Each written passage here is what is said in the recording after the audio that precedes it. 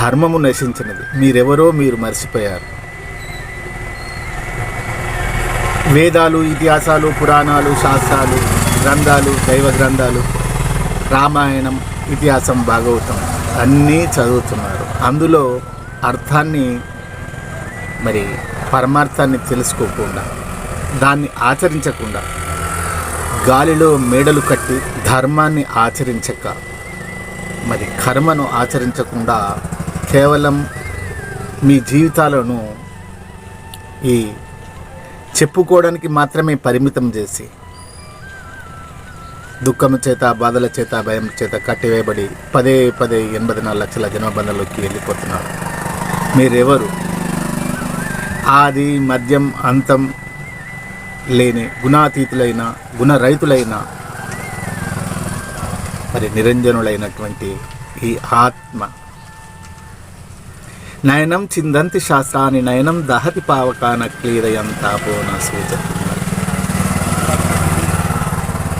అమరత్వం కలిగినటువంటి ఆత్మ మనస్సు అనే వేశ్యతో ముడివేయబడి ఆ వేశ్యను విడలేక, ఈ ప్రపంచ సుఖభోగాలను విడవలేక పదే జన్మబంధంలో చిక్కుకొని దుఃఖిస్తుంది, రోధిస్తుంది.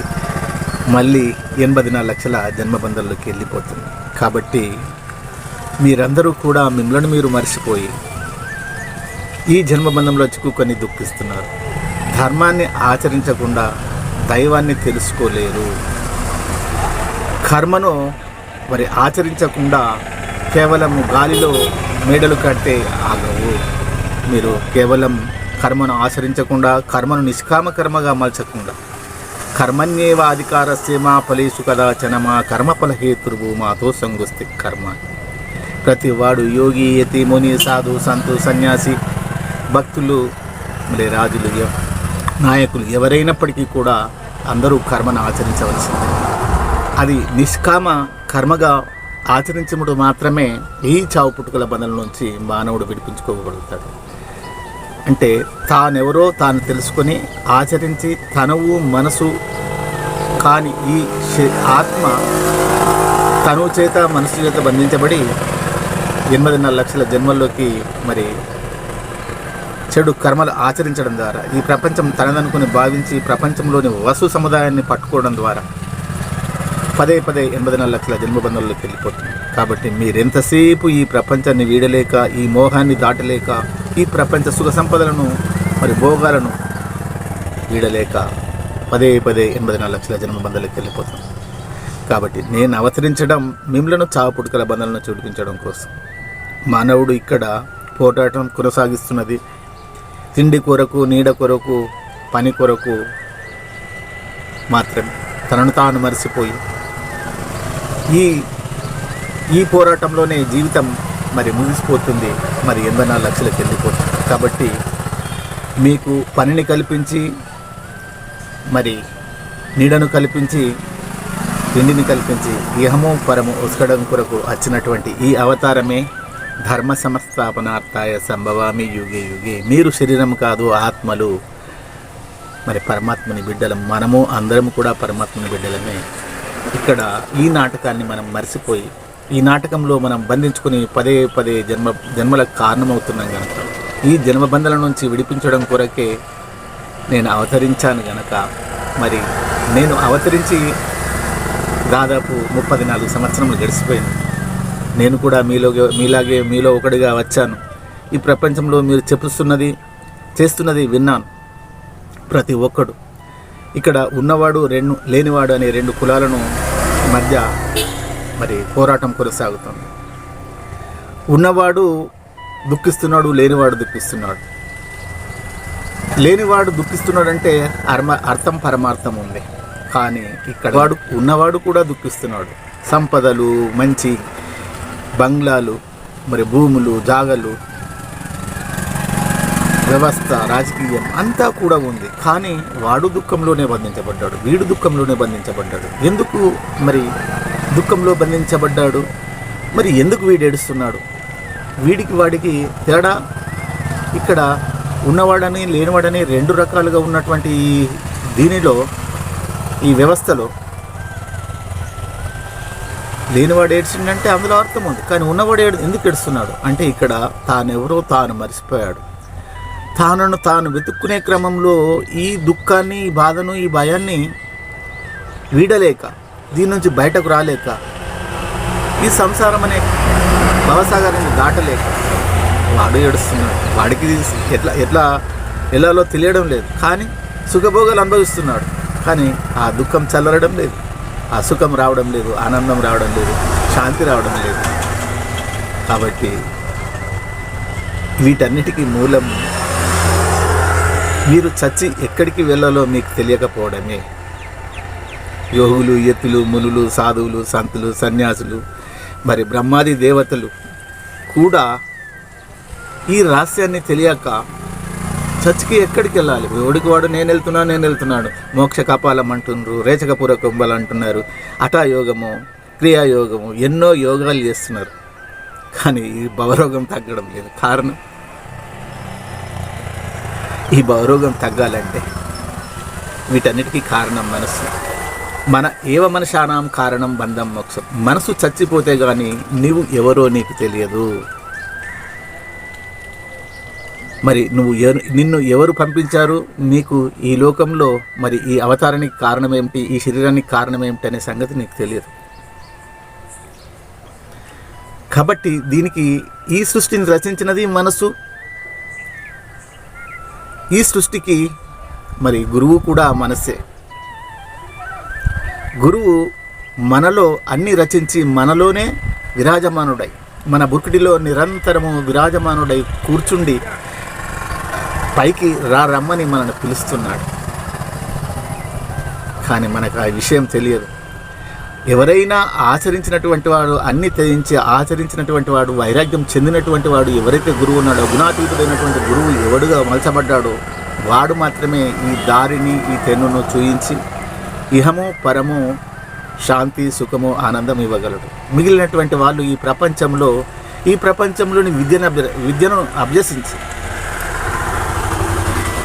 చావు బతుకుల పోరాటంలో, అంటే బ్రతికే పోరాటంలోనే ఈ జీవితాన్ని కొనసాగిస్తూ అంతిమంగా ఈ జీవిత కాలాన్ని అంతా కూడా బతుకు పోరాటంలోనే చచ్చిపోతున్నారు.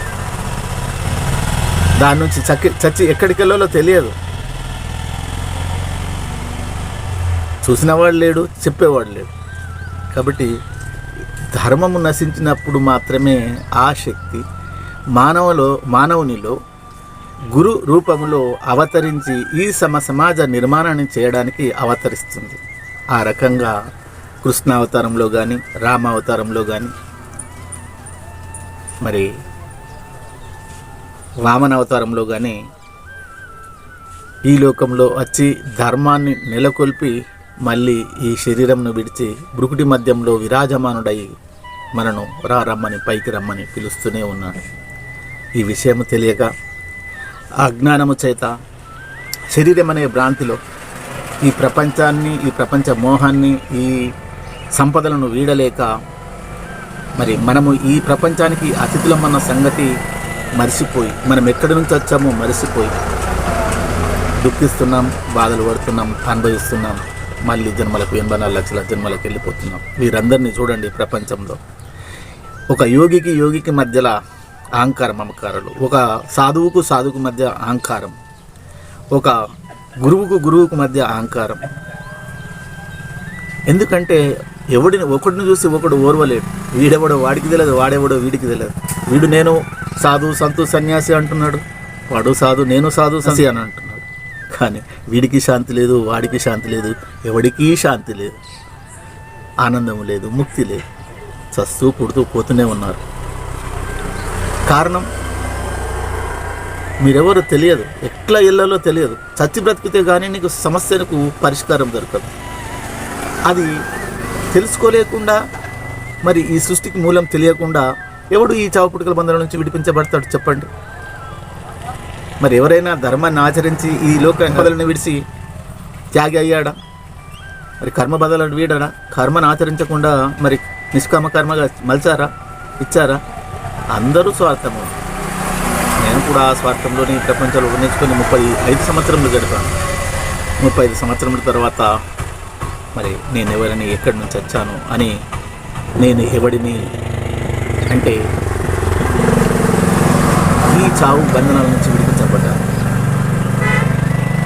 ఈ శరీరంలో ఎక్కడైతే మన ప్రాణం ఉన్న జీవుడు బంధించబడ్డాడో ఆ జీవుడు నాభిలో ఉన్నాడు. నాభిలో ఉన్న జీవుడు నేను నా తల్లిదండ్రుల దైవంగా అని కొలవడం చేత ఈ నాభిలో ఉన్న జీవుడు పైకి లేచి ఈ గురువు అనే ఏదైతే అనాథనాదం ఉందో మన బ్రుకుటి మధ్యంలో ఆ శబ్దాన్ని ఆధారం చేసుకుని పైకి లేవడం జరిగింది. అప్పుడు నేను చచ్చిపోతాననే భయం నాకు పట్టుకుంది. మరి అప్పటి నుండి 2 సంవత్సరాలు అలా గడిపిన తర్వాత గురువు నా కొరకే ఒక వ్యక్తిని పంపి నాకు మార్గదర్శకత్వం వహించడానికి సంత్ అజయ్ సింగ్ అని అతని వద్దకు వెళ్ళడం, నా మృత్యుభయం నుంచి నేను తొలగిపోవడం, నేను ఆత్మను ఈ సమాజ నిర్మాణం చేయడం కోసం అవతరించాను. ధర్మ సంస్థాపనార్థాయ సంభవామి యుగే, ధర్మం నశించినది కనుక నేను అవతరించాను అని అప్పుడు నాకు ఈ భయాందోళనన్నీ కూడా తొలగిపోయి ఆనందంగా మరి నాకు విద్య రాదు. ఆ విద్య రాని కారణంగా నేను తెరచాటుకు నుండి మీ అందరినీ గమనిస్తూ మీరు చేస్తున్నటువంటి మరి ఈ రాజకీయ వ్యవస్థ అంతా కూడా కులి కృషించిపోయింది. స్వార్థంతో మరి ఆశ్రిత పక్షపాతంతో ఈ యొక్క వ్యవస్థను అంటే ప్రభుత్వ వ్యవస్థ కానీ ఇటు రాజకీయ వ్యవస్థ కానీ అంతా కూడా మరి స్వార్థపూరితమై చట్టాన్ని తమ చేతిలోకి తీసుకొని లంచగొండితనము, వ్యభిచారము, మరి ఆ అజ్ఞానంతో ఉన్నటువంటి మానవుల మానదాన ప్రాణాలతో ఆడుకోవడం జరుగుతుంది. వీరందరినీ మరి నా వైపు చూసి నన్ను చూస్తే కానీ మీలో ఈ చావు పుట్టుకల బంధాల నుంచి విడిపించుకోలేరు. కారణం నేను శరీరం కాదు. అవజానాంతి మూఢా మన్యంతే మా మనిషిం తన్మాశ్రితాం భరం భావ మజానంతో మమభూతమేశ్వరం. నేను శరీరం కాదు, ఆత్మను.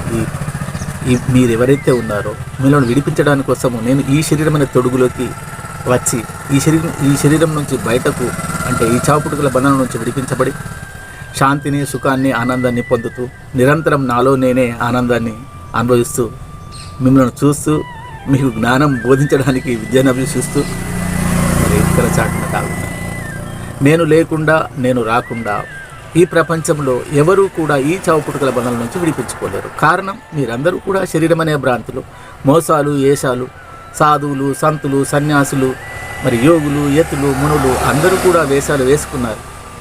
ధర్మబద్ధమై ధర్మానికి కట్టుబడి జీవించవలసినటువంటి మీరందరూ కూడా మరి అజ్ఞానము చేత శరీరం అనే భ్రాంతిలో కామక్రోధలోభ మోహమద మచ్చరను వేడలేక రాగద్వేషాలను తుంచుకోలేక మీరు ఈ శరీర బంధనంలో చిక్కుకొని దుఃఖిస్తున్నారు. మరి నా రాకకు అన్వేషిస్తున్నారు. ఈ ప్రపంచమంతా కూడా అలాగే అన్వేషిస్తుంది. నేను మీ బంధనాల నుంచి విడిపించడానికి అవతరించాను గనక మరి నా ఈ సమాచారము మరి ఈ ప్రపంచ మానవాళికి తెలియజేసినప్పుడు యోగులు, యతులు, మునులు, సాధువులు, సంతులు, సన్యాసులు, భక్తులు అందరూ కూడా నా వద్దకు రావాల్సిన సమయం ఆసన్నమైనది. నేను లేకుండా నేను రాకుండా మీ సమస్యలు కానీ మీ యొక్క చావు పుట్టుకల బంధనాలు కానీ ఎవరూ విడిపించుకోలేరు. మీ చావు పుట్టుకల బంధనాల నుంచి విడిపించడానికి వచ్చిన వాడను నేను. మీ దుఃఖాన్ని, మీ బాధను, మీ కష్టాన్ని, సుఖాన్ని ఎరిగిన వాడను నేను మీలో ఒకడిగా ఇవన్నీ అనుభవించాను. నేను అన్నిటికీ మరి ఈ ప్రపంచంలో బాధలు, భయాలు, కన్నీళ్ళు, దుఃఖము నేను అనుభవించాను. కాబట్టి మీ అందరూ నా వాళ్ళు. నన్ను చూడకుండా, నా మాటలను ఆలకించకుండా మీకు సుఖము, శాంతి, ఆనందము, ముక్తి లభించవు. ఆశలెక్కడో వాసం అక్కడ. కాబట్టి మీరందరూ అంతిమంగా మరి నన్ను చూసి నా మాటను ఆలకించడం ద్వారా, నన్ను చింతించడం ద్వారా మీ అందరూ కూడా చచ్చి నాలోనే లయమైపోతారు. కారణం నేను శరీరం కాదు. మీలా ఈ ప్రపంచంలో బంధించుకొని జననమరణ చక్రంలో ఉన్నవాడను కాదు. జన్మలకు అతీతమైనటువంటి వాడను, దుఃఖానికి అతీతమైనటువంటి వాడను, మరి రాగద్వేషాలకు, మోహానికి అతీతమైనటువంటి వాడు. మీరు రాగద్వేషాలు, మోహము, దుఃఖము, బాధ, జన్మల పరంపరలో కొనసాగుతూ ఈ భయాందోళనలకు గురవుతూ పదే పదే జన్మలకు కారణమవుతున్నారు కనుక మీ అందరినీ ఈ చావు పుట్టుకల బంధాల నుంచి విడిపించడమే లక్ష్యంగా నేను అవతరించాను. నా మాటలను మీరు ఆలకించకుండా, నా వైపు చూడకుండా, మరి నేను చెప్పిన విధంగా నడవకుండా ఎవరు చావు పుట్టుకల బంధాల నుంచి విడిపించుకోలేరు.